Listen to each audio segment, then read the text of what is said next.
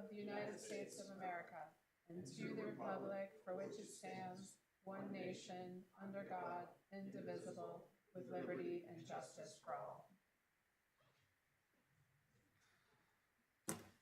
Welcome, everyone.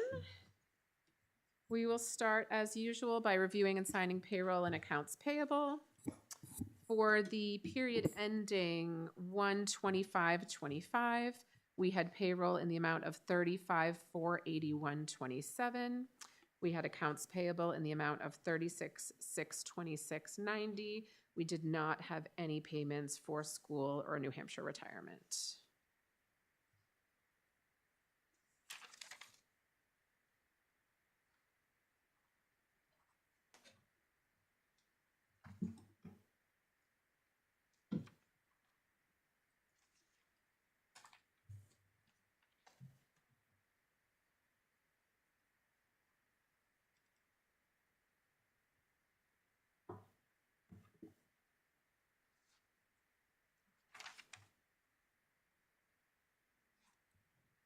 Amber's here? Yes. Yeah. Or he was earlier. All right, next we will review and approve the consent agenda. In tonight's consent agenda are public minutes and non-public minutes from 1/21, building permits, and rec manifest. The only thing I note here on the agenda is that those non-public minutes are sealed.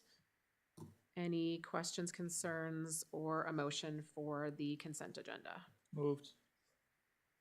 Any adjustments to the consent agenda? Hearing none, I'll take a vote. All in favor? Aye. Aye. And I'm an aye, so we'll pass the consent agenda. Then we'll move on to public comment. We'll open public comment at 6:02. And just to remind folks to please come up to the table and use the microphone so you can be recorded. Anyone interested?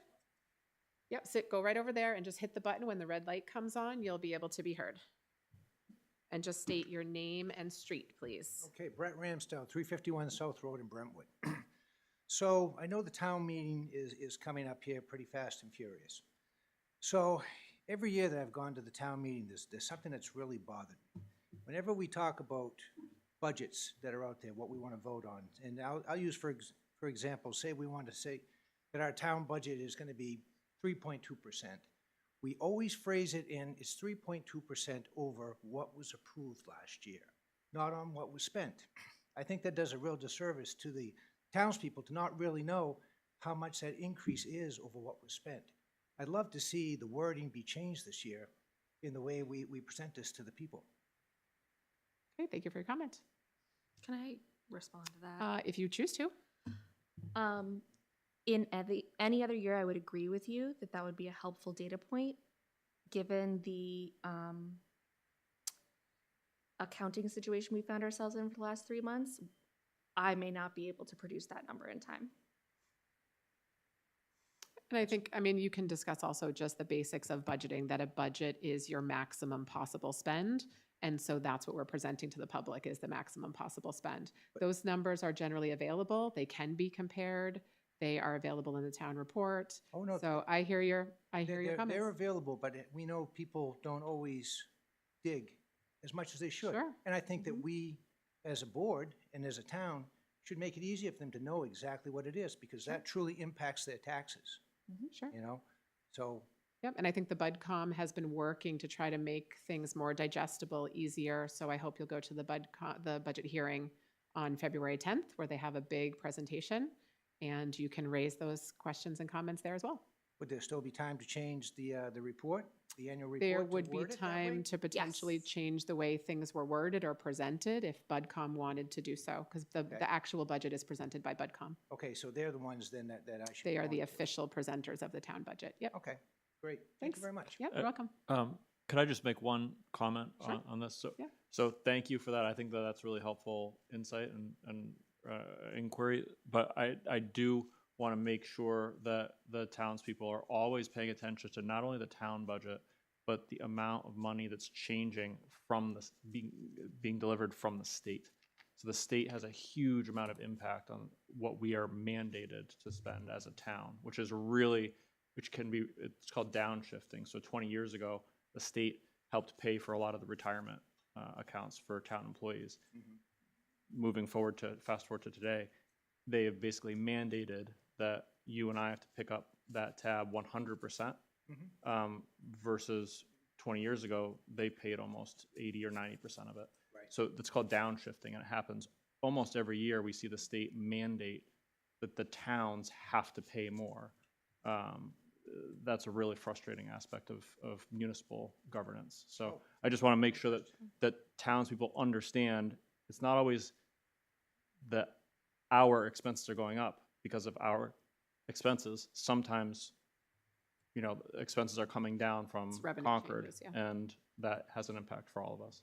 But yeah, no, I understand, and like I said, I just like to compare it to, as you do in your own home, what I spent last year, not what I thought I was gonna spend last year. Absolutely. Yep. It's what I spent. And there is a budget committee meeting next Monday, if you're interested in going and making these comments to the BudCom that presents the budget. Okay, I will. Thanks. Other comments?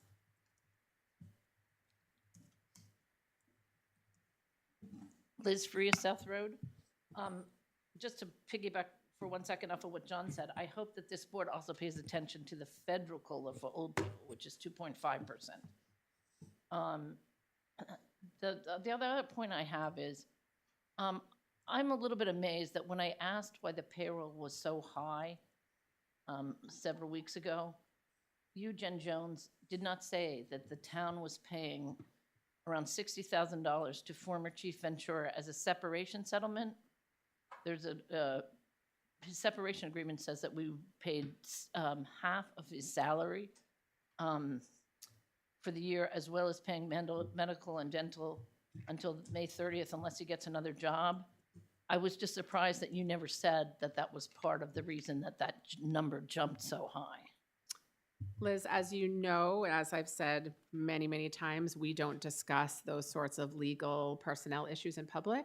What I will respond to your question is the week that you asked me why payroll was elevated, it was not for that reason. It was just a few weeks ago, and it was for, I think, holiday payouts and overtime and earned time payouts. So when you asked that question, where I was answered that you. amount of money reflected? Because it wasn't, if it wasn't reflected in payroll, It looks where was like it you have reflected? reviewed the documents and seen it for yourself. It was paid out in 2024. It was not paid out in this year. No, but what was no, I'm talking, right, but what was when was it paid out, I guess? When was it Liz- part of payroll or something else? Liz, like we said, we know you've filed 91As, you've gotten the information for yourself, you have those answers already.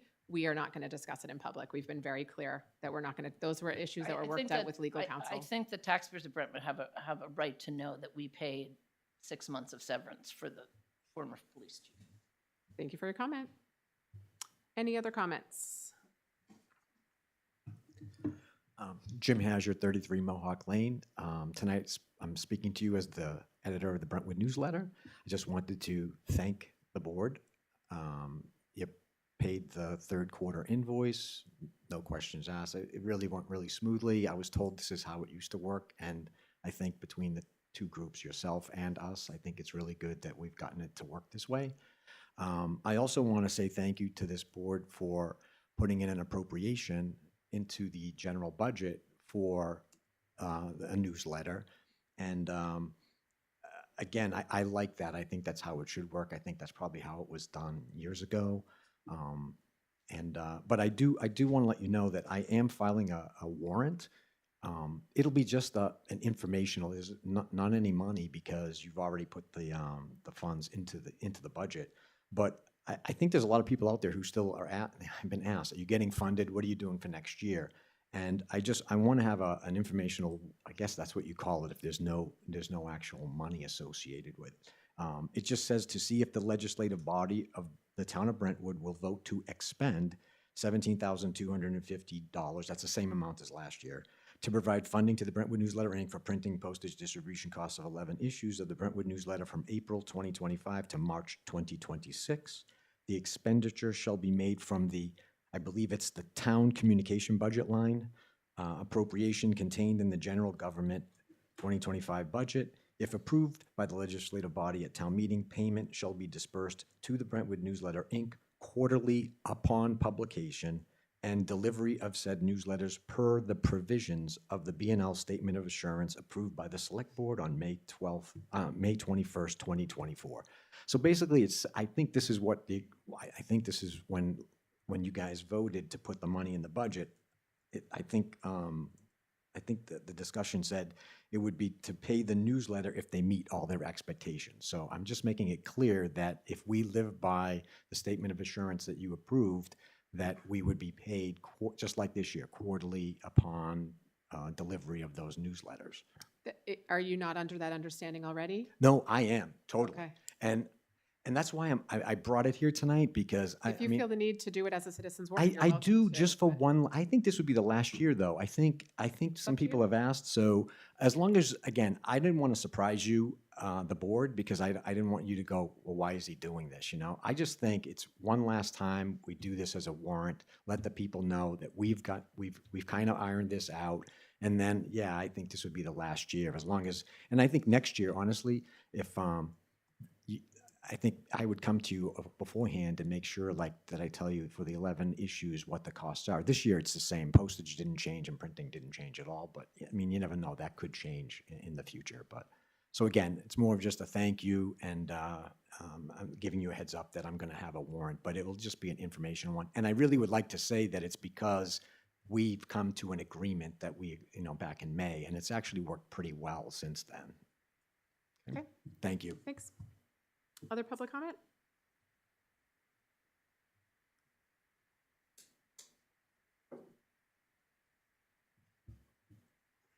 Harry Lindsay, Middle Road. I had a question about the loader. I don't know if this is when I talk or not. Yep, sure. Did I understand last week that it's currently not used for actual road plowing? I believe that is correct. Yes, because we have plow trucks now. I think Wayne had explained that way back in the 20 day, years it had ago? been used for some other purposes that it's not being used for now. Okay, and what is the part? I can't answer that, but I believe Wayne is going to be here later. Oh, He's he's right here right here. now. He's hiding behind Jillian's head. We're actually going to discuss that a little bit. It's on our agenda, so.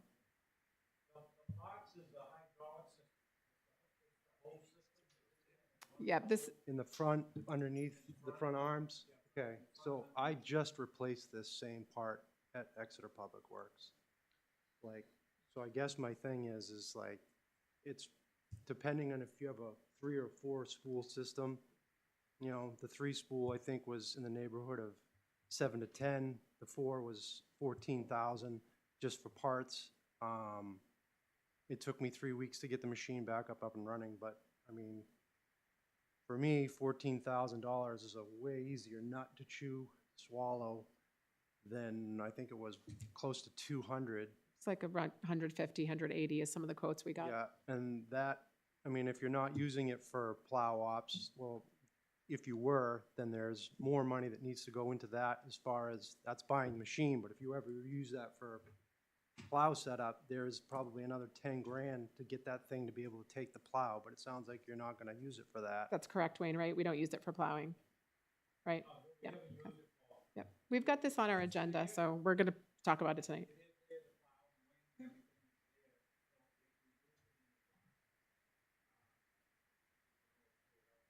Do the transfer of it. Okay.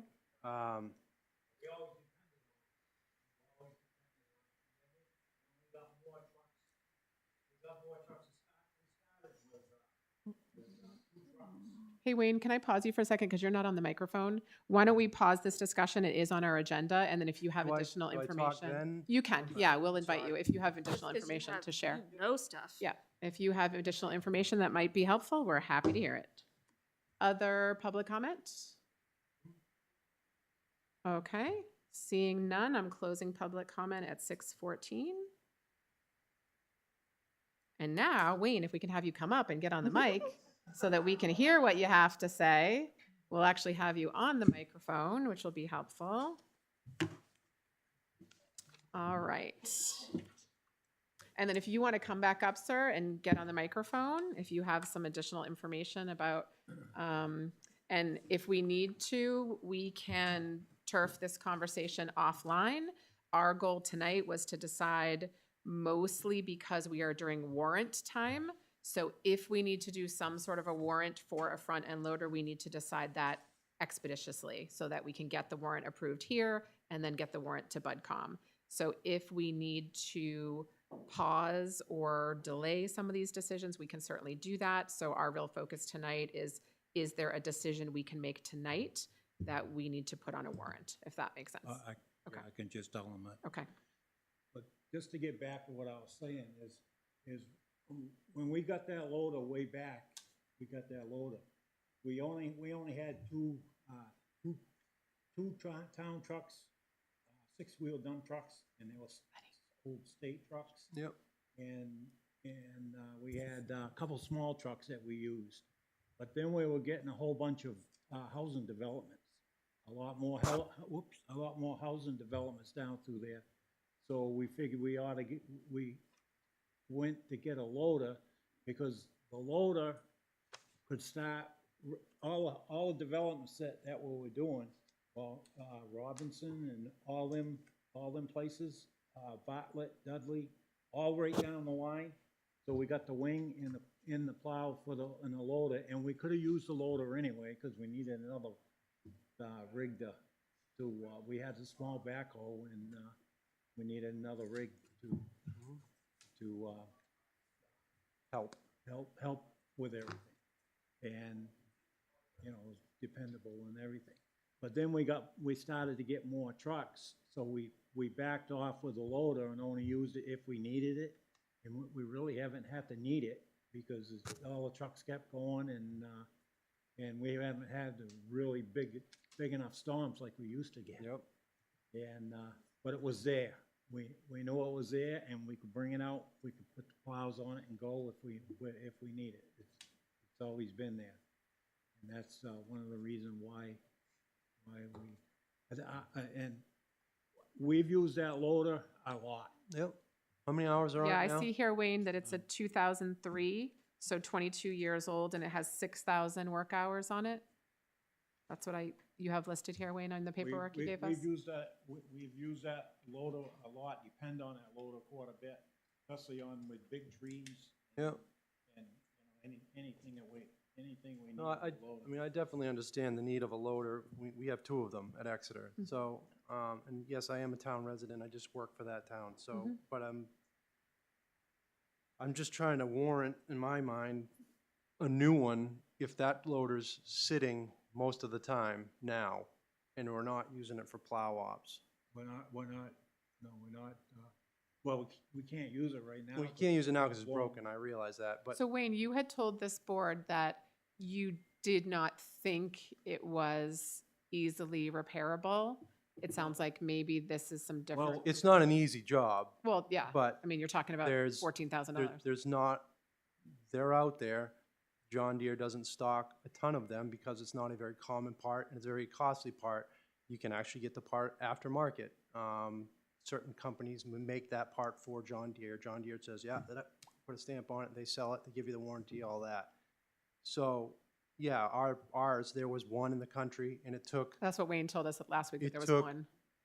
a week or so to get it because they have several warehouses. It wasn't at the main warehouse, it was on the secondary one, so I had to get shipped to that warehouse, and then from that, and then you got it. So, yeah, there is a little bit of lead time there. The repair, I mean, if you're gonna have John Deere do it, it's gonna be an expensive repair. Well, back up with John Deere, we went up there to talk to John Deere about the parts. And, what do they call them, the cylinders? There's like Yep. 8 of them in there. Yep. 8 of them, and we took them up there. We took them out and we took them up there, and they replaced 3 of them. They replaced 3 of them. He said the other ones didn't need to be replaced, but the covers, I guess the round tubes that go over them, Yeah. those all needed to be replaced, and we could not get them. So you can buy the entire assembly that comes with Well, everything We new. go back to that. We asked about that whole entire assembly. They told us there was only one in the United States because Okay. they stopped building. There's still one out there. Hey, Yeah. Wayne, so let me ask you this question. Let's say we could potentially research a path towards paying somewhere in the realm of $10,000, $15,000 to fix this loader, that's 22 years old. Do you think that's in the best interest of the town? Should we pause the discussion about buying a new one? And the downside of that would be if we don't warrant it, then we'd have to put it off a year to Well, getting a this is new the way one. I look at it. The loader still runs good. Mm-hmm. When that's running, it still runs good. I don't know how long it's gonna continue running. That's 22 years old. We've Yep. had that 22 years. And we really haven't had any problems with it. Only changing tires, knock on wood, changing tires, and we've also changed the rims on them. Yep. All common, Basically, normal stuff. just things that happen. Now, we don't know if we're gonna, get it all together, then the next thing you're gonna have something else go bad. It's gonna cost a lot of money because the tractor is old. That's what they told us up there. What scares me too is that a new tractor is not like an old tractor. A new tractor can't Well, we sit in the know that. yard and idle for hours because you're gonna clog the after treatment system, and then now you're gonna be paying tens of thousands of dollars for an after treatment system because it was spoiled. Or it sits more than it gets used, and now the turbo with the VGT system or something of that nature, however the new one is, locks up because it's not getting used enough. And then you had mentioned a lease turn-in deal versus new. If we did do the lease turn-in deal, obviously we're saving money, but are we going to see about warranty start date? Does it start when that machine was first leased, or does it start from the time we picked up? That's something else to consider. I'm on the fence either way, definitely more so towards the fix.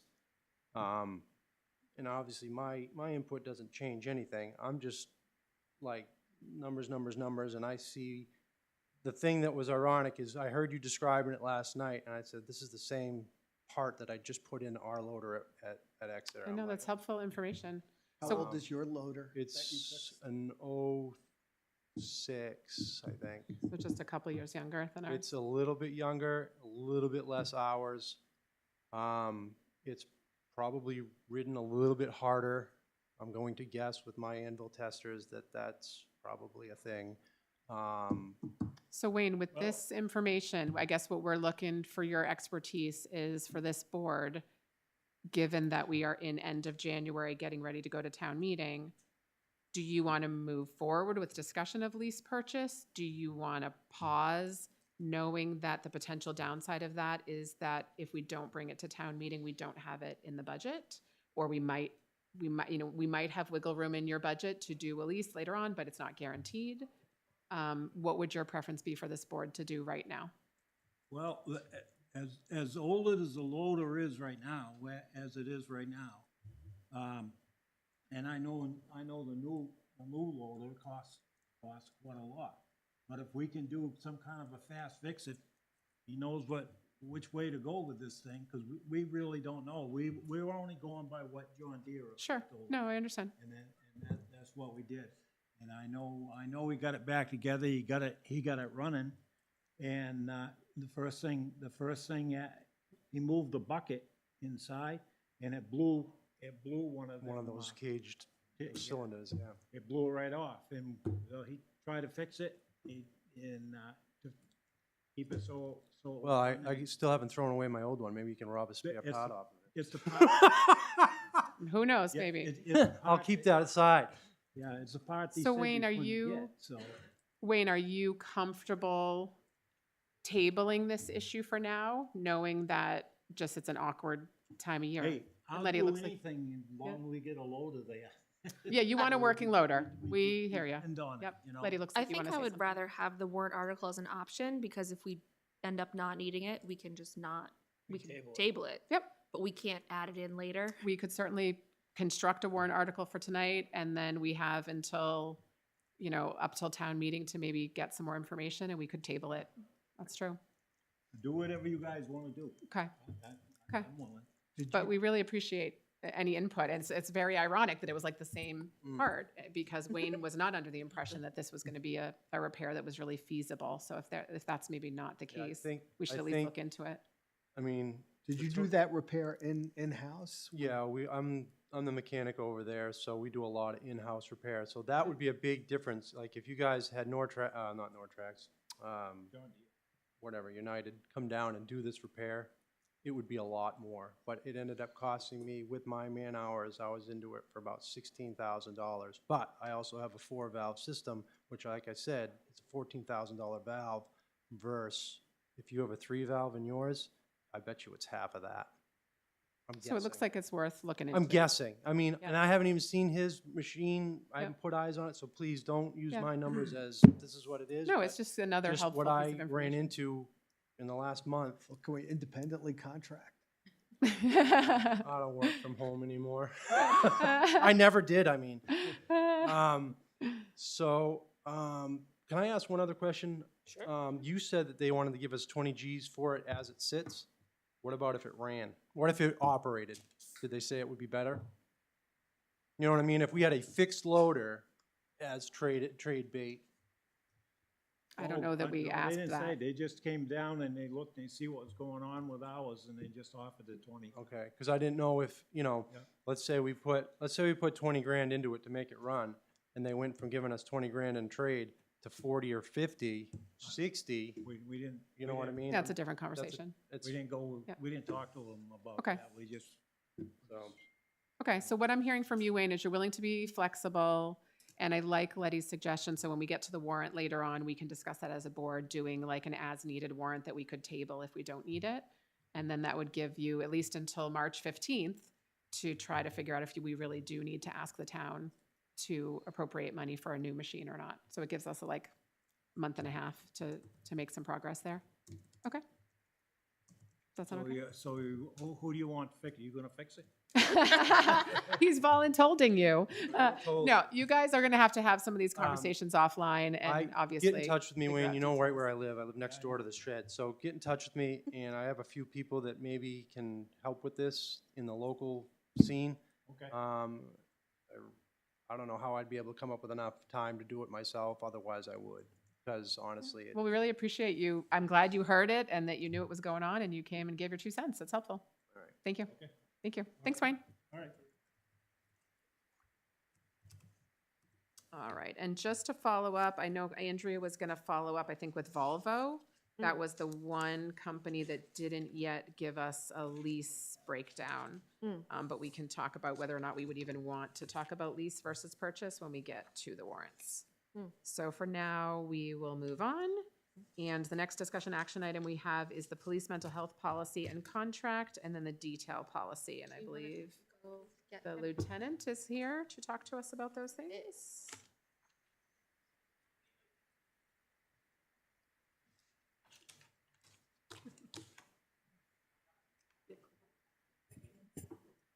All right. So when you weren't here last week, we briefly discussed some of the intentionality of this. Yep. But decided to bump it a week, partly to give the board a chance to read the whole policy and read the contract with Wendy Rowe. Yep. And so I guess first, I don't know if you have any opening comments about it, and then we'll probably open it up to any board questions. That one, not necessarily. We are going to discuss the other one as well, right? Yeah, so let's start with Start with the AD 118 Mental Health and Wellness Service Police Department policy, and then the counseling contract that sort of goes with it. Yeah, so this policy is, honestly, it's just pretty generic. I worked with Wendy to get it, but the program as a whole is just for the betterment of the staff downstairs.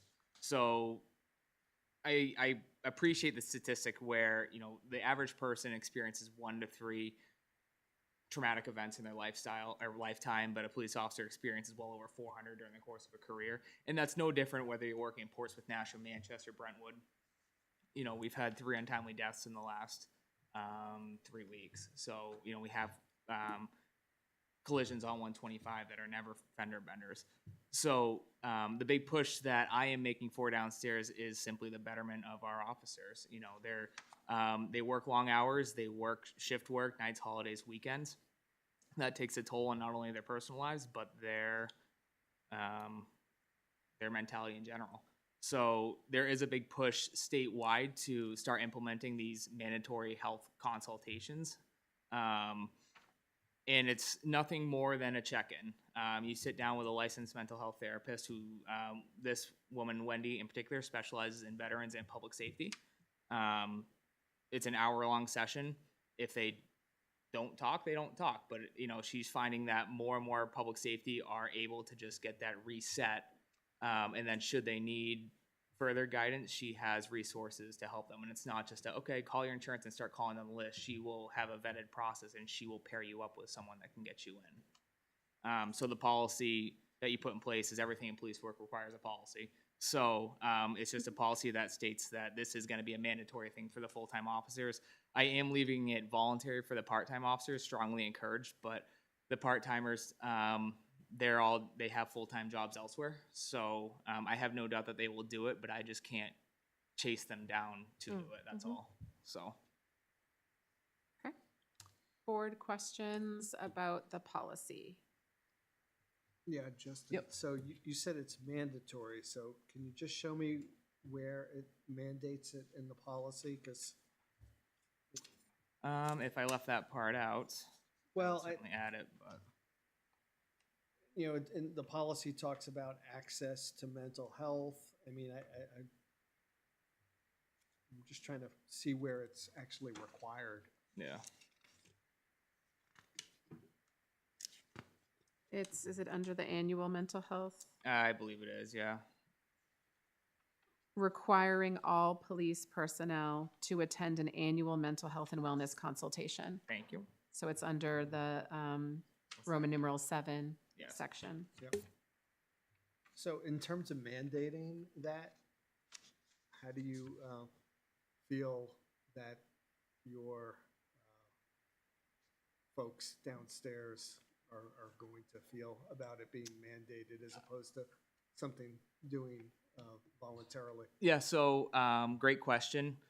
I touched base with everyone individually about it downstairs. They're all about it. And they understand that it is mandatory, and it being mandatory, there's going to be, you know, the goal is while they're on shift, they can buzz down to Portsmouth and take care of it, and I'll either cover the road for them, or if we have double coverage, we'll have the coverage then. And this is going to be a cycle. You know, we're not just going to bust them out throughout the year, because we obviously have to work with Wendy's schedule as well. But they all understand that it is going to be a mandatory thing, and I haven't had any pushback on it at all. So is this going to be like a forever policy, or are we doing this on a Yearly. trial basis? Or? The goal is to do it every year. It has a review date on the policy of 2027. Yep. So it looks like you're kind of implementing. Yeah, this which is standard for two-year- every PD two-year policy. Just review them every 2 years and make sure everything's up to date and kosher on them. Yep. But yeah, I mean, the gold standard right now is to have these. I know Exeter does them. I know a lot of agencies are in connection where they're doing these yearly evals, consultations they're calling. Mhm. I have two questions. Are you all set, Paul? Yeah. One is I noticed that under post-incident, Yep. you kind of left some wiggle room that there could either be a voluntary or a mandatory session. Yep. Who would decide that? Would that be the officer in charge? Would it be a group decision? Yeah, it would decided? fall on the officer in charge. Okay. Yeah. Okay. And then do you think for sort of purity that this policy maybe should not have the specific counselor's name in it and should just refer to whoever we're using, because that could change over time? Sure. We could change a contract. Yeah. I wonder if maybe it should just say whoever our contracted service is. It just gives us that wiggle room if she changes her mind or we change our mind. Yeah. That it's not baked into the policy. So I think that might just be, if it's going to be a long-standing policy, we'd have to edit it Yeah. every time we change providers. So it might just be easier to leave her specifics out and just refer to it as the contracted therapist, or however you're referring to it here, QMHP. Yep. That was my only thought, that it might be better just to leave her information out. Yeah, that sounds good. Is it in the policy? It's on page 5. It just lists, there's one little section that lists her particular service, but I don't think for the purpose of a policy, I don't think we have to specify who that provider is. Because that's kind of what this does. Yeah, we have a in separate addition to- agreement with the individual, which could change over time on their needs or ours. Which, I mean, and the thing with PD policies too is just because it says review in 2027, I can update them tomorrow. Oh, of and course. just change the date. Yeah, So, it just seems like for a yeah. policy, maybe we make it a little more general, just to Sure. give us that wiggle room. no, that's a good idea. Other thoughts or questions about this policy? Any, John? That was my only, was to remove the Okay. company. Okay. Any other questions for the lieutenant? No. Anyone interested in making a motion to? Moved. Oh, wow. Easy there. Officer Andy is ready for this as amended, I'm assuming you're, Yes. okay? We have a motion? Okay. Any further discussion? All in favor? Aye. And I'm an aye, so we will adopt this policy. In a year, maybe this is something Andrea can remind us. I'd be curious to see how this goes and whether or not we should expand it to other first responders in town. We could certainly have that discussion. I have goes opened well. the door with the fire department too, and just did an email just to say, hey, this is who, you know. Yeah, like we could try it out for a year and Yeah. police, see how it See how it goes and goes. see if maybe fire would benefit as well. We are All right. Hey, we're happy to be the guinea pigs. Perfect. Second document is the actual contract with Seeds for Change Counseling PLLC, which would be providing this service. And it looks like, I don't know what's the term of this contract, Justin? Is it, I think it's Does just it say? ongoing. I think it's as Yeah. needed. okay, it's just open-ended, it looks like. Yeah, there's no expiration Yep, or you're anything right, on okay. it, so as long as we're contracted with her. Yep. Any board questions, comments, or edits recommended to this contract? I would change it from. Yeah, fire we just gotta department change it from fire department to Police police department, department. yeah. On the second page. Oh. Oh, yep. It's probably adopted from a prior document, I would imagine. I believe the last ones was rye fire. Okay, sure. That would make sense. What does it mean where it says this proposal is not binding? Where's that? The last sentence. We don't have to hire her. Yeah, I She mean, we doesn't can have to come. cancel the contract anytime. Should be reviewed annually. So if we decide, it's not for us, she's not gonna charge us, you know, like a cancellation fee or anything like that. Okay. She's just- Because it looks like mostly she's billing us individually for each session. Yep, So if we did a few sessions and it wasn't working out, it sounds like we could part ways. exactly. Any other questions or concerns about this? Motion. Second. Okay, there's a motion and a second. Andrea, did you have any concerns after looking this over? Nope. Okay. Any further discussion? If not, all in favor? Aye. And I'm an aye. And thank you, Justin, for bringing this. And problem. I'm Thank really you, glad guys. that you've talked about it with every single one of your officers, Yeah. and it sounds like they're in favor, so. Yeah, they're actually excited Should about be it. good. so. Excellent, okay. Next, we're gonna keep you up at the table to talk about the detail policy. Yep. So as it stands right now, I know I have in our policies downstairs just, you know, a policy stating that officers can work details, but I don't believe there's anything on the town side per se. I know that we have a town ordinance that says officers need to wear their vest on details, but, so I wanted to get something in writing, just as a town-wide policy, so that way should a contractor like Eversource or Tree Company or something like that that does hire us, we just have something kind of governing a detail.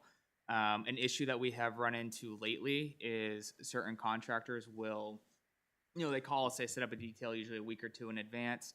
They'll say, hey, we need one officer on this day from 8 a.m. to 4 p.m.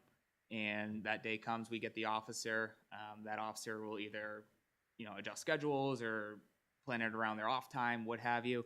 The officer shows up. Sometimes the contractor is not showing up till 10 a.m., which is fine. They're getting a 4-hour minimum regardless. But then the contractor might only do an hour or two worth of work, and then that's it for the day. So that officer escapes with a 4-hour minimum, but they planned on a full day. So, you know, it's not necessarily like to gouge or anything like that, but it is to hold a standard of, you know, everyone is kind of manipulating and changing their schedules to work around this. And we'll certainly tell the contractors, like, hey, if you're booking us for the day, you're going to be on the hook for the day. You know, and it's similar to like if I go get my car fixed and it takes if I'm going to get, I don't know, radiator replaced and it's a 6-hour job, but they get it done in 2, I'm still getting charged for the 6 hours because that's what, you know, it says it's a 6-hour job. The fact that they got it done in 2 is just a benefit for them. It also, as far as I know right now, we don't have anything about a cancellation policy. So I did add that 24-hour notice should they cancel, you know, because we've run into this issue too, where the detail will start at 8 a.m. We're getting a call at 7:30. The officer's already at the PD, and then they're saying, "Oh, by the way, we can't make it." So for any cancellations, it's just they still owe the 4-hour minimum. And then I did do just compliance with, like RSA 105 talks about the chief of police kind of having say over details and what happens in town, stuff like that. I also wanted to just put in there that the chief or his or her designee has just discretion as to how many officers might be needed. So let's say we're on like Pickpocket Road where it's windy. At times they might say, oh, we're going to be working in this section. We only need one officer. Well, if it's right on a bend, I'm going to say, no, you need 2 officers because you have a blind bend or something like that. So it just kind of allows us that discretion for what's ultimately the safest for the roadways in the areas. And then nothing in here about detail rate. I don't foresee that changing anytime soon. So Can we change that Just in the last past year, year? yeah. Yeah. and right now it's still competitive, so I'm not really too concerned about that anytime soon. Can you speak to, so what exactly RSA 1059 says? Because it looks like that it's statutorily required Yeah. for them to pay the full detail time as scheduled. So I'm just just gonna pull it up because on if my it's phone. actually a statute, then we definitely should have a policy that matches the statute. RSA 1059, yeah. 1059. Maybe you've got your computer, maybe you can pull it up. Because that would make it a lot easier for us to approve this if it's Well, statutorily. it talks about a circus. set up. Yeah, so, police attendants at public meetings or functions. So any person desiring to conduct public dance, circus, carnival shall make application to police for attendance to the function. It goes on about the circus. Other things. And then chief of police in any city or town subject to written approval from the mayor or the board of selectmen, or aldermen, licensing board, examine applications. It's 3. 3, thank you. The chief of police shall have the authority to assign police details to attend any public meeting or functions which he determines potentially involve traffic-related problems or lead to public disturbance or public nuisance or endanger public health, safety, or welfare. Basically, just provides authority. Okay, so there's Yeah. nothing specifically that mandates the payment. It's all just authority Yeah. to allow details. Okay, Yeah, it was kind of more just a CYA to put it in there. I gotcha. Okay.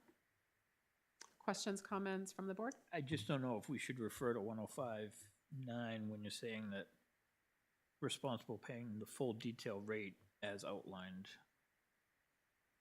'Cause the RSA doesn't say that they have to pay. It says they may be charged. I guess that's just. No, if you look under 3, the last bullet, that maybe overstates the RSA a little bit. The contractor is responsible Oh, for I paying the see. full detail time as scheduled as required by RSA. I would just pull out the RSA. Okay. Yeah, So just leave it as scheduled. Contractors responsible for paying the full due time as scheduled, And I would just put a period at the end of schedule, and you want to just get rid of the rest of that sentence. unless canceled within 24 hours, before 24 hours. But yeah, of we start have the time. cancellation anyways. Right. So. do you have any sense of how other towns have dealt with this issue of details being cut short? Most of them are doing charging for the full book time. Andy, do you have any experience with this in Sandown, or? I have not. I want to know how he gets 2 weeks' notice, because we usually get 8 hours. It's all about knowing your people. But no, I know Different towns are doing different Yeah. things. Most Some of are the- doing 4 and 4, like, You either if do you go 4 or over 8. 4 hours, you're now paying for 8 hours. Yep. And then, like, there's some union towns that are doing, like, time and a half after 5 o'clock in the evening, Yeah. double time and a half on weekends. It's- Okay, there's all different I varieties. know like Seabrook is kind of raking contractors over the coals. Was like it's no matter the day of week, if it's on a weekend day, it's like double time, and it's pretty outrageous. I do know Hampton Falls falls under the if you book from 8 to 4, you are responsible from 8 to 4. We have Neil downstairs works part time for them as well, and he was saying that that's been a really nice benefit for the officer. But reasonable expectation. yeah. Yeah, if you schedule somebody and it's the time they might have had working another But they shift could or have taken something. another shift. Right, Because it's not uncommon for us to adjust shifts downstairs. So let's say Right. Salty's coming in at 2 normally, but he wants to work a detail till 4. Okay, then we have the coverage to just push your hours out. right. 2 more hours and work 4 to 2 as opposed to 2 to midnight. And then all of a sudden he's getting let out at noon. It's like Do you feel like this is the way to do it, to say if you book for 6 hours, you have to pay for 6, 8, you have to pay for 8, as opposed to like what Andy suggested, that like if you go over 4, you have to pay 8? Like, does this just feel better to you that what they book is what we because bill them even for? some towns are doing it where let's say you have 2 Brentwood officers that are gonna split a detail, and let's say they book us from like, yeah, so either way, like if it's an 8-hour detail, they're still gonna get their 4-hour minimum each in that aspect. Whereas like someplace, if they're gonna book a 6-hour detail, I guess and you end up splitting it. I don't necessarily agree with 2 4-hour minimums just because it is the same detail and it's the same town. So Sure. it would kind of be on the expectation of the officer who's maybe, yeah, I'll do 2 hours of detail before I sign on for my 10-hour shift. However, if we do bring in another town like Newfields or something like that to cover detail, they might take that in their policy, might have another 4-hour minimum, but I don't feel the need to dish out necessarily 2 4-hour minimums if our guys are splitting details, if that answers the Right, question. yeah. The real problem you're trying to solve is just when your guys are expecting to work a shift, that Yeah, they what get you paid book for is that what you're paying shift. for. Yeah. Yeah. And I mean, that's not to say we can't make adjustments for like, if the rec center says, hey, I need a detail for, some event I'm having and I think it's going to end at 8 and it ends at 6. Like, I'm not going to charge the rec. Like, there is some discretionary power in there for Sure. obviously stuff like that, town functions or what have you. Yep. So, Board thoughts? And if for some reason this is not working because there's something that we didn't- can we could just trash change it or amend it or whatever. So. I just want to know why it's not pretty. Well, because I wanted to go with I don't have the town policy. I want it to be a town policy rather than a PD because we do our fire department can technically flag traffic and they're flagger certified. So I know I use them at the dragway and we bill on their behalf if they're going to work it. So rather than it falling under PD policy, I figured town policy would. So should we not call it a police? That's what I was detail just thinking as I policy? was saying it is maybe just the Brentwood NH detail policy, Yeah. public safety detail Public policy. safety, Yeah. maybe, if you So want it anywhere to. it says Or you police. could just At keep the it a top. police policy and add that Fire certified included. Brentwood firefighters are allowed to. Yeah. I can just add another bullet that says Brentwood firefighters are allowed to do details and they will. Do you think it's better for it to be a police policy as opposed to a town policy? Because the only one would be police or fire, so. Right. Yeah. I just like it falling back more so. I feel like there'd be less challenge if it's like, this is what the select board's putting in place on behalf of the police department. Like it's being agreed upon by the governing body of the Mhm. town. That makes sense. Either way it is, yeah, whether it's a police policy or not. I just don't know where it would live. I was wondering the same like, thing. yeah. Do It we- wouldn't live in the employee handbook. Right. Right. Do we have a policy book? No. Okay. PD does, right? Yeah. PD Yeah, does, it the might fire actually be department better does. for it to live with police. And we're obviously enacting it and approving it as Yeah. this board. So, I mean, that's fine with me as it's got the backing of the board. I'm happy to, I can amend it tomorrow and take out that section, change it, add the part about the fire department and put it in place. So, Okay. So the amendments would be taking out that one reference to the RSA. yep. And then just probably adding, clarifying that a firefighter might be able to do some details. yeah. But it would still be Board. scheduled and organized through the police. Yeah, department. we'll still Yep. be doing this. Yeah. Katie's very good at that. Is the board comfortable? Any other questions about this? If so, I'll take a motion as amended. Moved. Second. Any further discussion? All in favor? Aye. Aye. And I'm an aye, so we will enact that. Thank you for bringing that forward. problem. Let us I'll, know how it goes. Yeah, I'll put it in place. I'll go down, I'll change it real quick. Okay. Put it in place. So, thank you Perfect. guys. Thank Appreciate you. it. Thank you. Excellent. All right. Next on our discussion is the warrant. So there was going to be a BudCom meeting yesterday. I asked for them to cancel that so that we could review the warrant tonight and then bring that forward to them next week because we will both have to vote on some of these articles. So Andrea and I worked on this to kind of put together the prelim warrant. This does not include any petition warrant articles because we have not received any. We've heard of at least, I think, 2 that might be intended, but we have not seen them officially yet. Sorry, petition warrant articles cannot make us spend money though, right? They can ask to raise and appropriate They can money. ask us to, but we can't. We're not. The select board doesn't take necessarily a Okay. stance on them, although I think if it's a raise and appropriation, we do take a stance. If it's just advisory, we don't, right? No, we don't take a stance on them. On them at all, even if they're raise and appropriate. Okay. Yeah. Sometimes they do involve money, sometimes they don't. But you are correct. We don't have to spend it, but we can't spend it if it's denied. Right, so Right. no means no, just like all the other warrants. Right. Correct. Yes. So the warrants that I cobbled together and then Andrea helped me kind of wordsmith them are the standard general municipal operations, so that's our budget. I once again lumped a bunch of CRFs together because those are the ones that we fund almost every single year, and they tend to be less controversial. I pulled out the multipurpose municipal building because that may generate a little bit more discussion, and I think that committee wants to speak to that article in its own.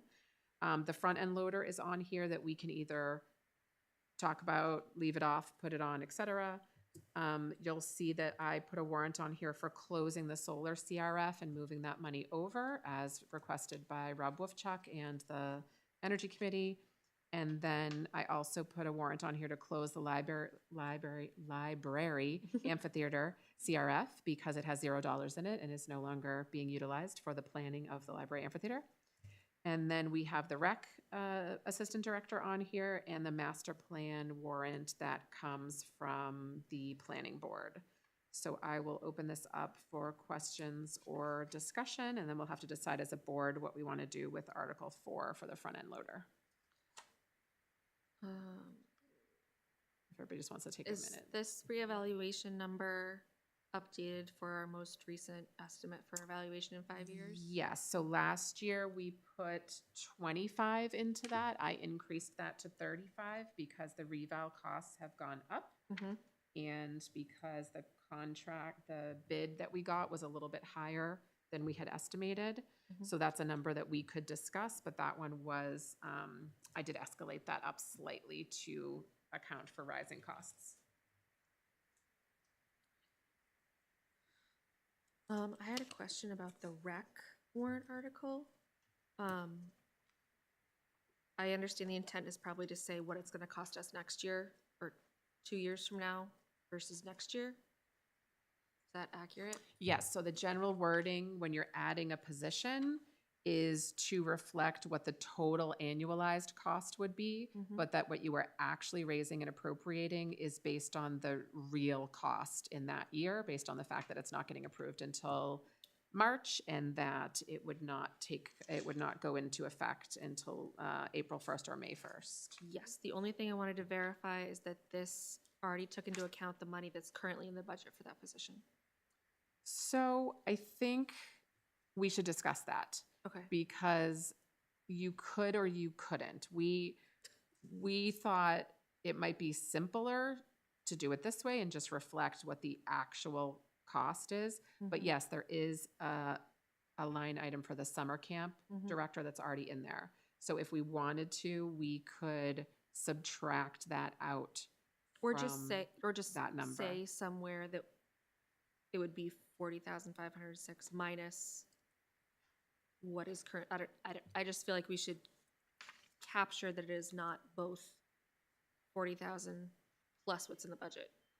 Right. The reason we didn't do that is because usually when you're adding a new position, there's not already dollars, budgeted. And so we were trying to get the wording right and trying to match prior warrants. Like when we added a police officer last time, we used this language. So I'm pretty sure we could probably adjust the language. We just have to run it by legal to make sure that it made sense to the voters. I don't know if we need to adjust the language, we just need to change the dollar amount. Because you'll already have so much appropriated, you only need to in the budget if the budget appropriate passes. Yeah. this amount more. Right. Yeah. I think that's part of the reason we didn't do it is because it's appropriated in a budget that maybe doesn't pass or, so it's like. Yeah, but that's always the way it goes. True. Exactly. So we certainly could. I think that line item, It's like, it's like 13,000. yeah, I was gonna say it's 15. Yeah, it's not a huge number, but it would bring that. Jen, you total know number that the down. little numbers add up. I do know that the little numbers out. I know that very, very well. It is 14,280, which is what is in that 111 line right now. So if we wanted, we just might have to explain to the public why that number looks lower. Skewed. Yeah, it looks a bit skewed. But if the board wanted to do that, it would more accurately reflect the non-budgeted amount to add this person. Think I'm Although with we'd Addie. also have to subtract, it's actually, then we'd have to subtract out the FICA, the retirement, so we'd have to do a Except- little math to get the correct number. That's okay, because I guess my concern would be if we leave it like this and this is voted down, does that mean we can't have a part-time? No, because we already have that. This is for a full-time assistant director, which we do not have. It's this does not say that this would do anything to the current. But the intent is part-time to person. have the part-time person be replaced by a full-time person, whether or Correct. not it's the same physical person. Correct. Yeah, this, I think no means no on this would be you cannot create this new full-time position. Okay. So it would not impact what's Okay. already budgeted, is my understanding. Yeah. So where it says other related costs, are those well, you already FICA, have wages, Medicare. benefits, and then other Probably related FICA, costs? I Medicare. think we just stole that wording out of the last time we did the warrant, didn't we, Andrew? Yeah, we did. So I think that maybe if there's like equipment costs, other, uniform, stuff like that, just to make sure you are accounting for everything. We could, Training, we could, like, right, background. yeah, they have like other line items, training that might go up if you hired a new person, et cetera. I think it's meant to encompass all that. And just so I understand, when we have the two figures, 61,854 and 40,506, and the difference is because it's only a certain portion. Partial year. Yeah. And actually, I think that's a typo in the last line. It is, 'cause- that's it, Yeah, I think just got Andy that. had said that May 1st would be the May 1st normal is the effective May, so- date that he would anticipate for this person. So Which- he that calculated Andy? it out. No, Andy. No, Andy Rack. Andy. Yeah, he's the one that gave us these numbers. But May 1st is above, and then April 1st is down the Yeah, bottom, so. yeah. We just have to fix that. It just, when I first read this, I'm thinking to myself, it's 61 plus thousand, 40,000, so someone reading it could almost It gets think confusing. Could It's we- it's the 100,000 DRA some odd. language because you don't want to mislead the public into thinking that they're hiring a $40,000 employee when they're hiring a $62,000 employee. Could we, It's to be transparent with the public about Yeah, what no, they're I really. understand. could we switch the Agreed. order and say for the upcoming year would be this much, and then in This is the order subsequent year? we've used okay. in the past as approved by council, so we were trying to just follow precedent so we didn't make a mistake, is what we were And trying to do. that's the purpose of the discussion before the vote. To clarify if there's questions. Yes. If somebody says, why are there Sure. two numbers here? Then we can explain that. Okay. So would folks feel better if we adjust that number by subtracting out the wages, COLA, FICA, Medicare, everything like that? Which number? I'm sorry. The 40. The 40, because The actual To like technically, 25, right? It would go down to like 25. it might make it slightly more palatable to the public to Well- say, well, it's the cost for the first year is actually not that much, so let's move forward. I don't Well, I know. guess if the goal of having the full number is to have that clarity that the number that is here is not the number that's gonna be in future years, then having an accurate number for this year, we'd have to explain it either way, right? Yeah. Yeah, I'd be happy. We just have to do a little math to figure out the retirement and FICA. Well, there would be no retirement, so it would be just, It's a full-time. on the part-time, there would be no retirement. Oh, true. So that's probably not factored in there. And FICA on FICA, 15,000 it's isn't. not a lot. I think if you just take out the 15,000, So 25, Or for purity, should we just take out the salary line? The 14,280? oh, Yeah. that- yeah. Because that actually would cap- matches the that would- budget. That would capture it. So it would be 45,006 minus 14,280 would give us 26,226. Now, is that the actual wage? I'm confused at this point, No, sorry. that's the actual extra money cost to the taxpayers for the position this year, Because there's already money. There's already some. including benefits and retirement. Mhm. The actual cost next year will be the 61, but that's not the wage. That's It's everything. the cost of the position. I think that makes sense. And Andy had asked that question and we were like, we'll talk about it with the board because you could do it either way. Because it's, that $14,000 is not a huge number, but it does make a difference. And then we could just explain to the public how we What does came up with that number. Do you know off the top of your head what hourly wage he was using? I think he set it at 25. I think he put it at the highest end of the potential salary spread, so as not to go over. Mhm. Okay, so since we're talking about Article 7, if we amend that down to the 26,226 and change the typo in the last line from April to May, are folks comfortable making a motion for that warrant? Moved. Is there a second? Are we making a motion for the select board to recommend Correct. this, or just to say we want it included? To recommend it because it's a raise and appropriate. So because it involves raising taxes, we have to take an official stance on it as a Okay. town warrant. So I think John was a second. Okay, further discussion? Seeing none, all in favor? Aye. Any opposed? Nay. 2 nays, and I'm an aye, so it passes 3-2. Would you guys like to share what your comments, what your thoughts were about saying no? I mean, I think it's important for the people to vote on it, but ultimately, it's beyond what I thought was necessary. I thought I had mentioned that last time Yep. when it was raised. Yep, okay. Letty? For me, there's a lot of moving parts with finance and the things that Andy currently has to spend time doing.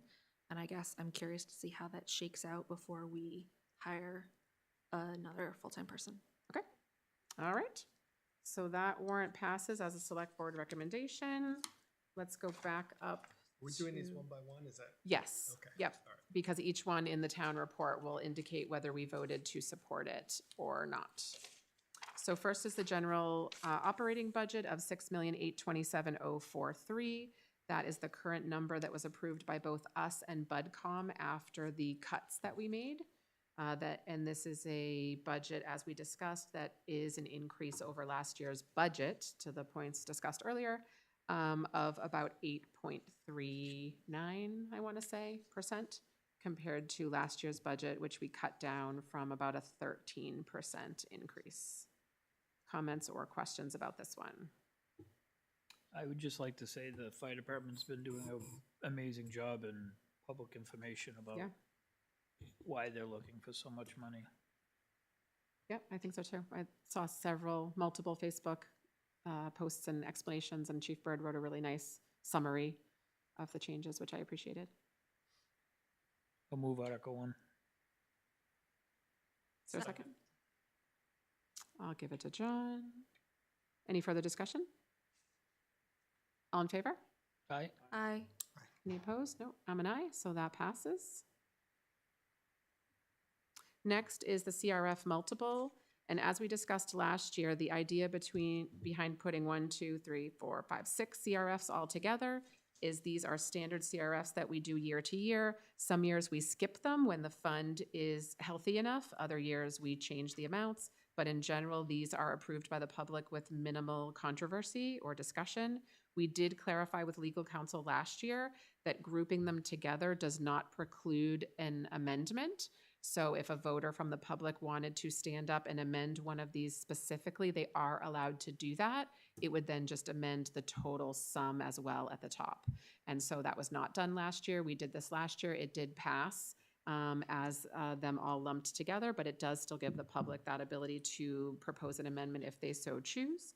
So this year, we put together the information systems hardware, the revaluation, the maintenance of town buildings, the highway vehicles and equipment, the fire vehicles, and the public safety radio. That is a new one that I moved up into this multiple, as that was approved by the voters last year and was funded for the first time by the voters last year.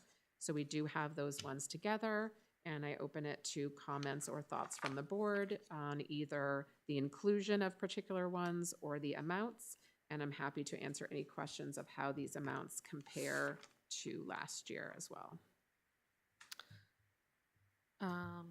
I have 2 thoughts. Yep. My first one is that I don't think the amount that we're putting in for highway vehicles is going to be sufficient, given the timeline for replacing vehicles that we've talked about for that. And then I would probably not put as much in public safety radios this year, just because we just bought all new ones last year, so we'll be okay for a little bit.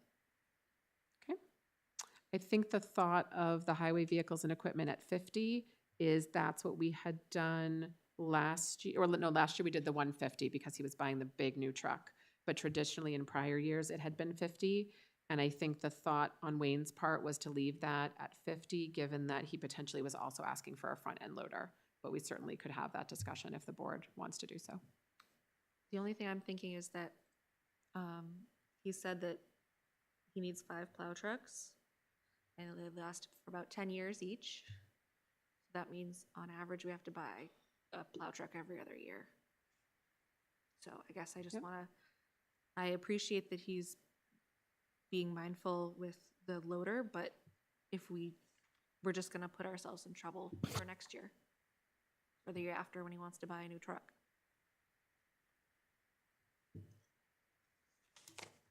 And I think that's the account that, like, I think we'd had some discussions with Wayne about, what's the optimal balance in that fund?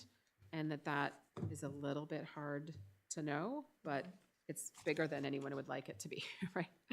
That fund currently has just a little bit in it. It has $8,760 in it as of close of year December 2024.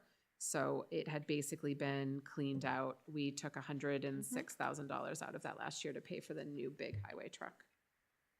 Board thoughts about how to handle the highway vehicles and equipment line, other than Letty's suggestion that it needs to be increased?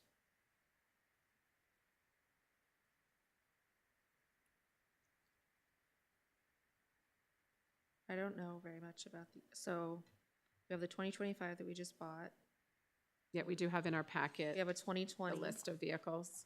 We have a 2006, a 2015, and a 2011. Are those the?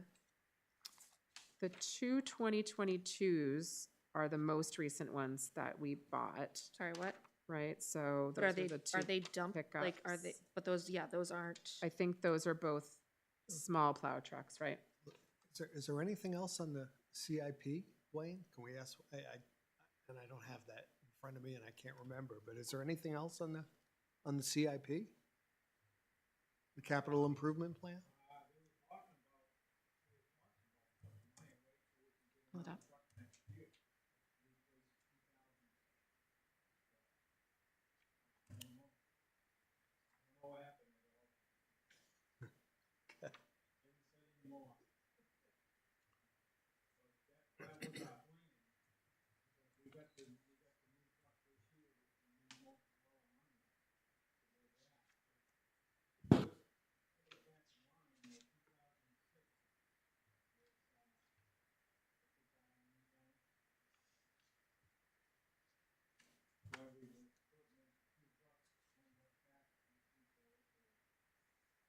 The 2006, that's a small plow truck?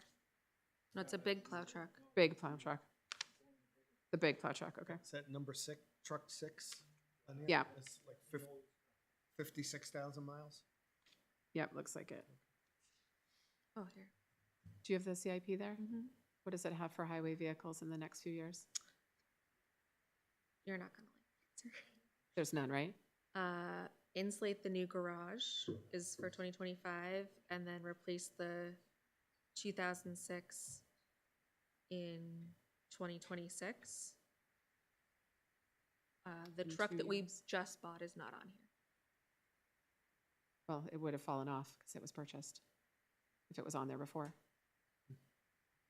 Right. Sure. No, maybe. Yeah, because we Yeah. got rid of one. So if it's on the CIP for replacing in 2026, then ideally we'd need to raise half the amount this year, half the amount next year. Do we know the approximate cost of a replacement for that? This says 290,552. 290?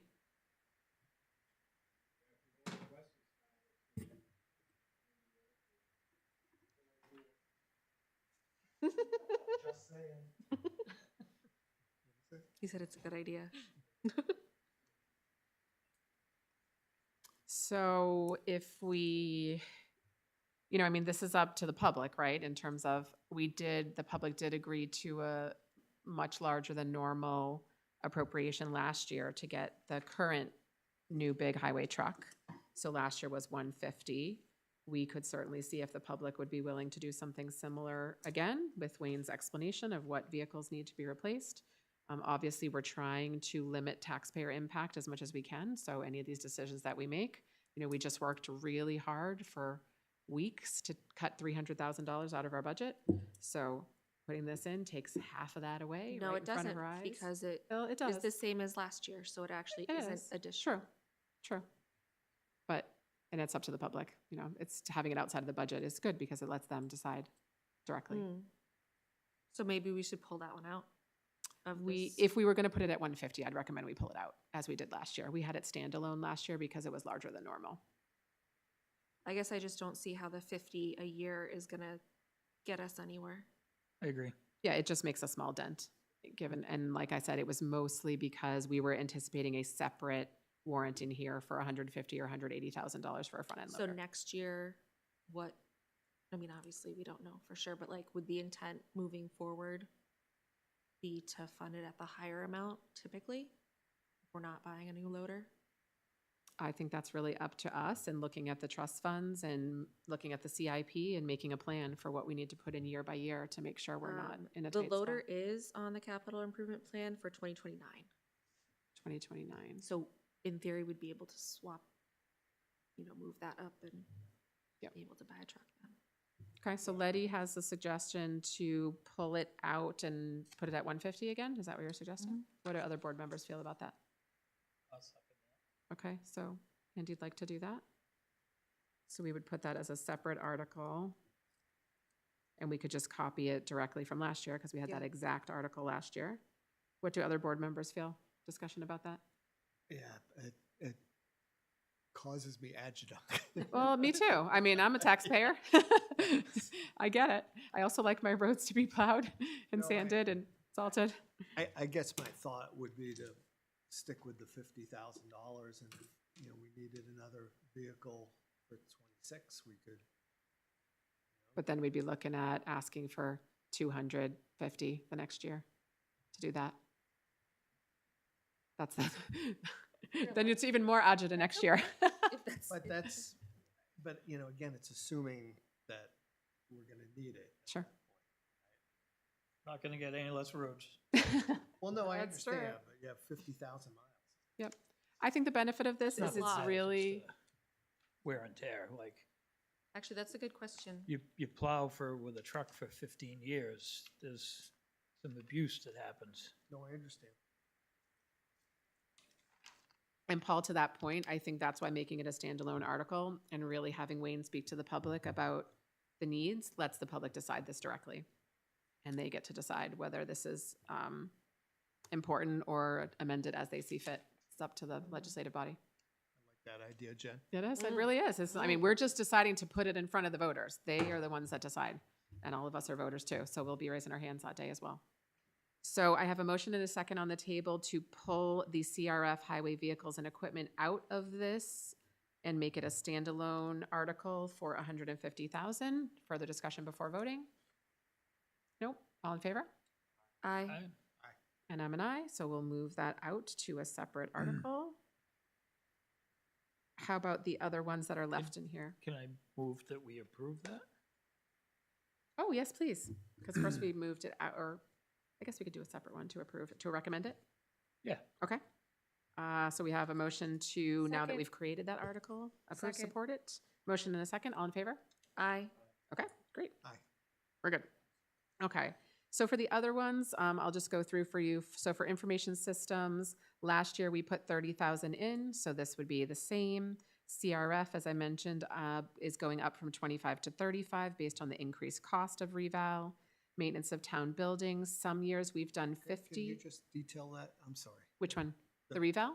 Yeah, you The said. reval is for our 5-year revaluation. Right. So the increased cost. Is because we had had a target balance in that fund of 135,000. Last year, we put an appropriation of 25,000 that bumped us up to about 152. Right. Right. The current bid we have in front of us is Right. 155. Right. And then we anticipate it going up in the future. So in order to have enough money 5 years from now, it was to escalate that appropriation a little bit because we're saving now for 5 years in advance. So 35 times 5 or 175. Right. Just, I mean, we can adjust it year to year as we get a sense of what the market is doing, but it was the assumption that costs only go up over 5 years.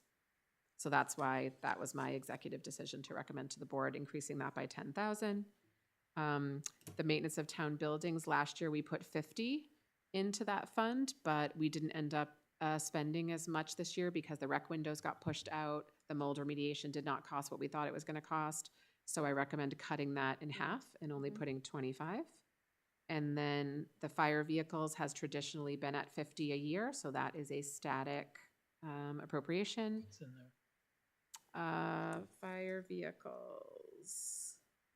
Fire vehicle replacement has 364,000 approximately. And then there's a separate CRF that we haven't funded in several years. That's a emergency repair CRF that has 35,000. In talking to Joe Bird, a new vehicle's about $500,000. So us being at 360, if we keep putting 50 in it over the next few years, we are building up some revenue to buy a new truck. And so I'd be willing to take other suggestions, but in drafting this, I just left it at the 50 that we've been doing. I'm good with 50. Okay. And then the public safety radios, Letty had made a suggestion, maybe we don't fund that as heartily this year. That has 32,000 in it right now because we put the first ever appropriation of 30,000 in that last year.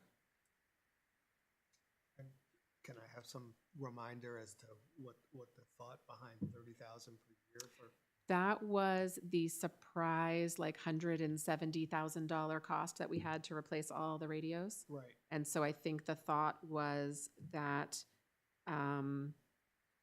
you would recoup that amount of money in about 6 or 7 years if by putting 30 in it, and would allow that to be replacement. We wouldn't anticipate necessarily replacing them all again in lump, hopefully. We would be over time. So I honestly don't know if it was between Joe Bird or our prior administrator who picked that value for last year. That was just the starting value of 30,000. I think we certainly could adjust it if we felt that we needed to do that. So this is public safety radios. We replaced all the fire radios right. 5 years, That's 2 true. years ago. The police radios haven't been replaced. The lieutenant's been borrowing and stealing radios from other departments as That's they right. upgrade. That's why we called it public safety and not fire, Yes. so that it could be used for both. Thank you for that So- reminder. I had forgotten that that was just fire, Right. not everybody. Right. So that might actually, Yep, never mind. I withdraw my suggestion. okay. Anyone else have any problems with these funds being in the lumped warrant article or with the dollar values? I'll move recommendation of Article 2. Second. Any further discussion? All in favor? Aye. And I'm an aye, so that will pass. Next year, we should put information system software back in here. We may need to if we end up spending it. Yes, indeed. I We don't hope need we to s- right now, I but hope we in spend. the future, we will. It goes back and forth, yeah, in terms of Okay. which ones we need to fund. Okay, next is the multipurpose municipal building. So as everybody remembers, we renamed this fund last year to give the committee the wiggle room to at least present to the public a municipal building as opposed to just a police building. That Letty and I are both attendees of that meeting, the Multipurpose Municipal Building Committee. And at their last meeting, they voted to put this warrant forward that would ask the public to put $25,000 into this fund, which is the same amount they put in last year. The idea is that they will use that money to get as sort of ready for, the public as possible, 3 different proposals, one for a municipal police station only, one for a full municipal building, which would have all town offices with the police station, and one for a staged build that would have police first with either an extra floor or an extra wing or some other build-out potential to allow a future build-out of a municipal complex. And that fund currently has 144,000. They asked to put an additional 25,000 with the thought that if there was extra money in that fund, they would ask the public to roll some of that over into the next stage of design build based on whatever the public approves for the plans. So this is an ask coming directly from that multipurpose municipal building committee. And how is the public gonna approve the plan? Like, what's the, I think the idea is at the 2026 town meeting, it would be presented as multiple options for votes by the public, is my understanding. The only thing, sorry, I'm trying to read this. Was it multi-purpose cap? That's Is the it just wording from the municipal? warrant last year. Oh, okay, because I know that there was some question as to whether or not we could use this fund if the decision was just to move forward with only a single use building that isn't multi-purpose. I think you could. I mean, I think our intention in changing the name was to give the flexibility. Okay. We could certainly check with council. Do we need some different wording that would allow choice A, B, or C? I guess the question is it multi-purpose municipal, meaning like a municipal, or multi-purpose building, meaning the It would be building is- however it was worded on the warrant. to This, change the apparently, name. this is how it was worded. The name change warrant, I can read it to you. That's why we use this exact wording. So what the warrant said last year was to see if the town will vote to change the purpose of the existing police facility capital reserve fund to the multi-purpose municipal building capital reserve fund All right, then. for the design and construction of a new municipal facility. Okay, So so it I doesn't, think that covers us. okay, Because it just says, because police would be a municipal facility. So I'm Yep. pretty so sure this we would doesn't be. lock us into it? I don't think Okay, so. That's great. just the particular name of the fund. Okay. We were pretty sure, when we talked about it, we thought we would be covered. Further questions, discussions about this as recommended by that committee? I move Article 3 for recommendation. Is there a second? Second. Any further discussion? All in favor? Aye. Aye. And I'm an aye, so that one will pass. Next is the front end loader. It sounds like based on our discussion earlier, that we might want to put a placeholder warrant in here, either for purchase or lease of a new vehicle, and then potentially table it or withdraw it at the town meeting if Wayne decides we can get by with a repair. Would the board be in favor of doing that, or are there other thoughts? I would do both. Do both. Have one for buying one, have one for leasing one. I just because everything's uncertain right now, I'd rather have all of our options available to us. I think the only hiccup in that is to put a lease, you have to have the exact lease agreement, years, percentage, annual payments written out in the warrant, and we do not currently have that as of tonight. We could potentially try to have that, but then it would have to go back through us, back Yes, through yep, Betcom. yep, and I'm looking at a calendar, that's not gonna. Yeah, it's a little tight. Right then. I think we should just see if people want to buy them a new one. it's gonna be a big ask when you already have that other one. It that is. You just It is. separated. And once again, just remember, you're just recommending it. It's up to the voters, as these all are. Well, I understand, but a recommendation carries. It does, absolutely does. Yep. How would the board like to handle this? It's a tough one, you know, given that these highway vehicles are some of the biggest costs in our town to maintain our roads. I think we, and I understand there's the finance charge, which you're trying to avoid, and I get that. I hate paying those too. Sure. But given that we just separated that other one out. Yep. Another potential that Andrew and I had talked about that we might be able to do is if you want to do a warrant for a multi-year lease so that the public is agreeing for a multi-year lease up front, you have to sort of lay out year 1, year 2, year 3, all of the details. we could potentially check with legal if we could do the first year payment of a lease that has an escape clause. That would be a much lower number in the realm of $30,000-$40,000 based on the quotes that we got.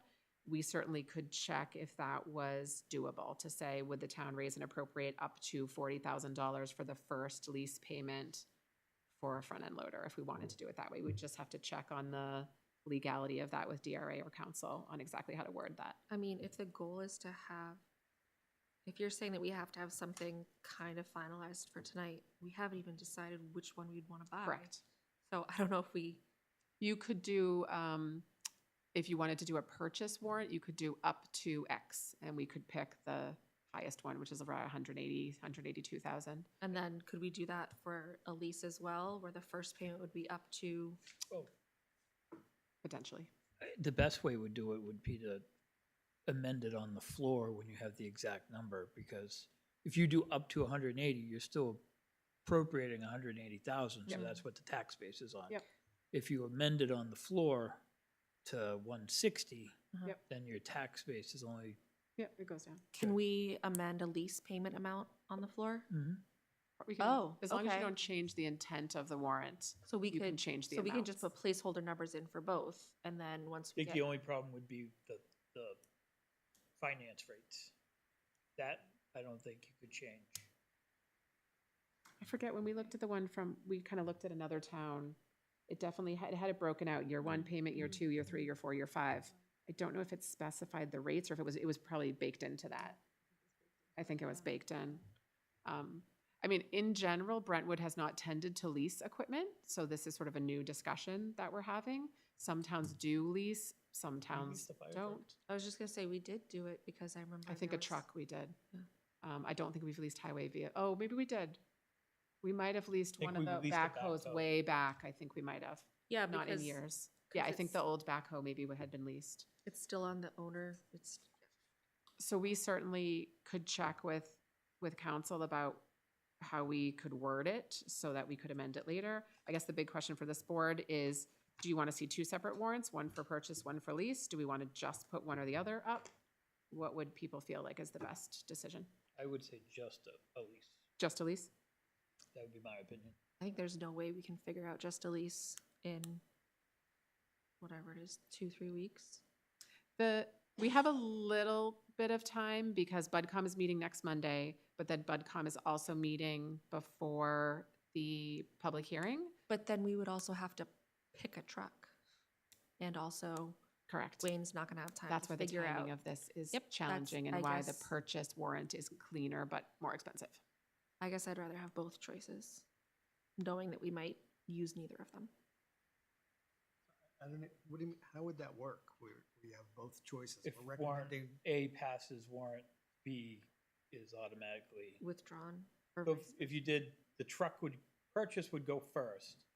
If the Oh. purchase pass, warrant article We'd withdraw it. 8 would be null and void. Because I think you could put that in the wording of the warrant, right? Yes. If Article 7 passes, this one doesn't happen. The purchase one is easier because we could just pick a absolute number.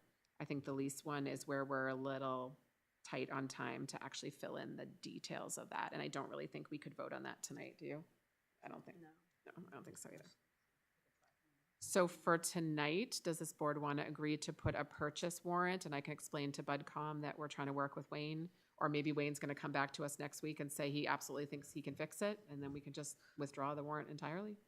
I mean, if council says that there's a way to do the lease one without knowing all of the details ahead of time, then I would also be interested in that. Okay. I just don't know. I just don't Obviously, think I we don't can know do what it it tonight. is. Okay. So, do we have to do it tonight? yes, and We should try to finalize this warrant as much as possible tonight, given that BudCom is looking at it on next Monday. So, But are we trying to just make it sequential? Like, is that, because we can move them 'cause around. we can move them around, that's what I'm saying, like, Oh, we can move the placement of them. if BudCom is meeting before the meeting anyway, then BudCom, We have a little time. BudCom's also meeting on the 10th Correct. at the public hearing. So if things get really serious and we But make a change. that's kind of what I'm saying. Like, Yeah. Yeah, we have a little time to Wow. change that one. some wiggle room. My suggestion would be we hold Article 4 for now, or we replace it with the purchase one, and we agree on that number tonight. And then at least we can bring that forward to BudCom, and I can explain to them where we are. Do you think we can hear back from council before next week about what our options are for the lease thing? Probably, but not until we decide which company we're going with, which I don't think we will have decided by next week. I think Okay. DRA could give you an answer on that. I don't think it has to go through council. Sometimes they just defer to council. Yeah, we can certainly try NHMA? DRA first. Yeah. And HMAs also. All right, what number do you want? In the- Well, it doesn't matter a number. Up to 190. If you look at the quotes, That number. That number. the highest quote we have is, we've got a 179, we've got a 177, we've got a 182. Up to 190, okay. Move for, What about this one? 'Cause we can 159. amend it down at any That's the time. lower one. move up to 190. Okay, so for purchase of a front end loader up to 190,000. And then we'll check on the kind of sequential wording of if this warrant passes, then it voids the next one, which would be the lease. Okay. Okay. Any further discussion on that as just kind of a placeholder for now? Is there a motion for that? Okay, so Second. John and Andy, any further discussion? All in favor? Aye. Aye. And I'm an aye, so we'll Abstain. pass that. Paul's gonna abstain. Okay. So number 4, we'll hold on. Next one should be relative, next couple should be easy. Closing the solar CRF. So this is to see if the town will vote to discontinue the Solar Capital Reserve Fund created in 2017. Said funds with accumulated interest to date of withdrawal are to be transferred to the existing solar revolving fund, which was created in 2024. Motion. Second. Do we approve non-monetary? I It's, think there is we- currently, no, there's not zero in this one. There's It zero is in the other one. monetary actually, because we're moving money. We're not raising and appropriating. We're not raising and appropriating. Do you know, do we officially make a recommendation on a CRF closure if it doesn't involve a tax appropriation? We can just not put it in if Yeah. we don't need it. Oh, you know what? If Let's, it needs a recommendation, the DRA will did we, no, we didn't close any last year. 2 right? years ago we did though, right? A couple that had like a couple dollars in them. We can vote on it. Yeah, let's We vote don't on it, need and it, if we don't need it, we won't Moved. worry about it. I think we're already past it. Oh, yes, yes. All right, all in favor? Aye. Aye. And I'm an aye. Okay, so we'll pass that. We'll double check if we need a vote on that. Nobody listens to you. Same thing with the library one. That is literally $0. So why don't we do a motion on that just in case, and then we'll clarify. Second. All in favor? Aye. Aye. And I'm an aye, so we'll pass that one. We already talked about rec, so the last one is the master plan. So this came from planning board, and we've talked about this before. It's to see if the town will vote to establish a master plan expendable trust fund. We did change this. They brought it to us as a capital reserve, but Andrew and I talked about it and thought an ETF made a little bit more sense. Under the provisions of RSA 3119A for the purpose of updating the town's master plan and to raise and appropriate the sum of $8,500 to be placed in said fund from the unreserved fund balance. Further, to name the Brentwood Planning Board as agents to expend from said fund, no amount to be raised from taxation. The reason this is not raised from taxation is it is taking unspent money from the prior year from the unreserved fund balance to move forward into this fund, which I think is going to be fairly easy to explain to the voters because that was money that was budgeted last year and not spent, partly because it's hard to do one chapter at a time. So they want to accumulate the fund. This came directly from Mark Kennedy in the planning office. Questions or comments about this one? Second. Any further discussion? All in favor? Aye. And I'm an aye. Okay. All right, thank you, and thank you for your patience as we've cobbled these together. All right.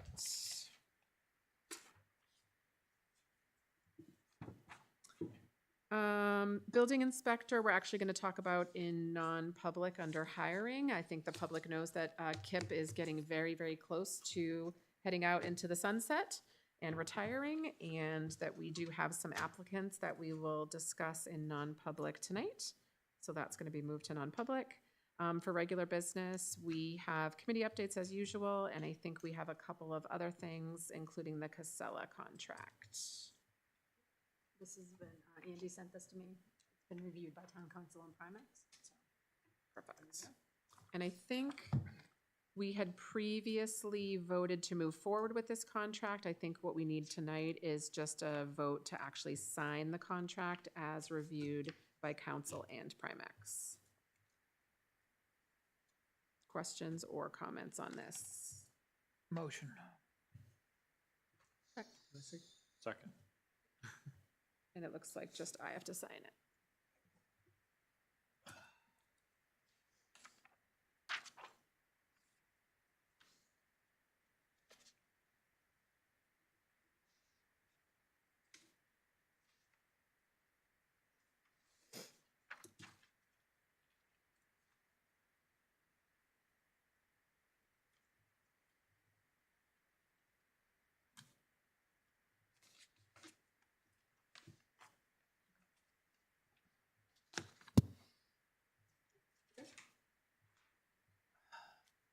All right, I think we had a motion and a second. Any further discussion? All in favor of us signing this contract? Aye. Aye. Aye. And I'm an aye, so I will sign it right here. The 28th. Part of this is starting to transition towards automated, so Correct. once you get settled, you and Brian can work that out. All right, did you have other signatures or other, Jillian, did you have any other regular board business for us? Okay, we'll move over to committee updates and we will start with Andy. I have nothing. Okay. The seller contract is done. Yeah, thank you for your work on helping with that. John? I just want to give an update on the grant writer and her. She's met with all town departments. Awesome. So far, she has done a pretty significant. She's done pretty significant work in terms of researching and applying for grants. There's one we got to talk about for highway. She said that she is the grant writer. I want to make sure that we follow up on. And then I just want to give an update that we have so far as a town applied for $245,508 in grants. Wow. So far, and that's kind of just the start. So Since she's come on board? since she's come on board. Wow. So pretty significant ROI. We haven't realized that return yet, but in terms of the applications submitted, that's a heck of a lot more than we've applied for previously. So Sure. that's pretty great. Great.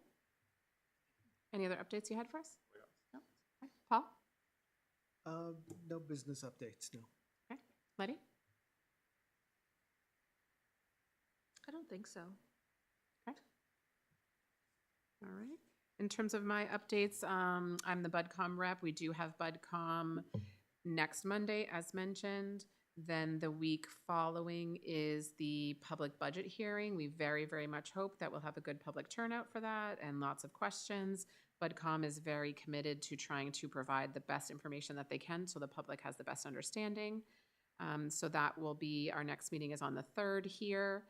And then the public hearing is the following week on the 10th. So please plan to come to that if you have questions. And I think that was all I had for updates. Any other regular board business before we go into non-public for hiring and legal? Seeing none, I will take a motion to go into non-public 4. for hiring and legal. Moved. Second. And we'll take a roll call vote on that. Andy? Aye. John? Aye. Paul? Aye. Letty? Aye. And I'm an aye. So we'll end our public session at 7:39. Thank you to the public as always for being here and have a nice night. 5-minute recess? Yes, 5-minute recess sounds good.